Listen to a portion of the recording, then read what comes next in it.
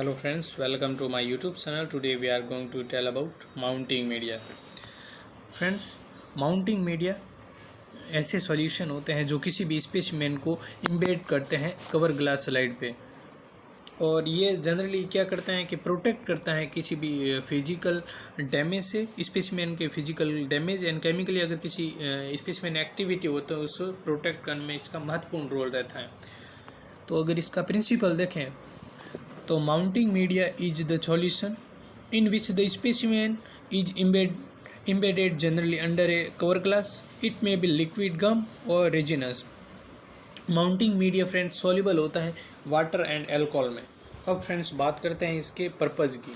तो mounting media का main purpose होता है, mounting media is the physically protect करता है किसी भी स्पेसिमेन, ये इनका मेन पर्पज़ होता है, फिजिकली प्रोटेक्ट द स्पेसिमेन।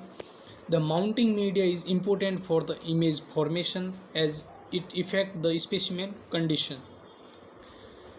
फिर बाद में हम डिस्कस करेंगे properties of ideal mounting media. क्या प्रॉपर्टीज़ है आइडियल अगर माउंटिंग मीडिया है तो उनकी प्रॉपर्टीज़ क्या है। तो माउंटिंग मीडिया क्या होता है friends, it should be colourless, ये कलरलेस होते हैं। ट्रांसपेरेंट का जनरली मीन ये होता है जो किसी भी अगर ग्लास स्लाइड पे अगर स्पेसिमेन को माउंट कर रखे हैं तो माउंट करना वो इजीली आर पार हम इजीली देख सकते हैं। कलरलेस होंगे तो ट्रांसपेरेंट भी होंगे तो इजीली हम आर पार देख सकते हैं microscopically. It should not sink back from the edge of cover glass, ये मतलब एक बार फिक्स माउंटिंग मीडिया अगर डालने के बाद में वापस सिंक मतलब इकट्ठे नहीं हो गए एक जगह, मतलब ये तो वो फिक्स रहता है उस पर माउंटिंग मीडिया, सिंक नहीं होते, sink back to edge of the cover glass. It should have no adverb effect of the tissue component, ये टिश्यू कंपोनेंट पे कोई एडवर्ब इफेक्ट नहीं डालता है। जैसे कि टिश्यू के वो हमने देखा फिजिकली प्रोटेक्ट करता है तो एडवर्ब कोई इफेक्ट नहीं डालता इसके कंपोनेंट पे भी। It should protect the section from physically damage and chemically activity, ये हमने देखा था कि फिजिकली ये तो फिजिकली डैमेज होने से प्रोटेक्ट करते हैं और कोई टिश्यू में केमिकली अगर एक्टिविटी है तो उससे भी ये प्रोटेक्ट करता है। अब फ्रेंड्स बात करते हैं classification of the mounting media. Mounting media को आगे 2 टाइप से क्लासिफाइड किया गया है। सबसे पहले होता है रेजिनस और सेकंड होता है एक्वस मीडिया। रेजिनस को फ्रेंड्स हाइड्रोफोबिक या एडेसिव या ऑर्गेनिक नॉन एक्वस भी बोल सकते हैं।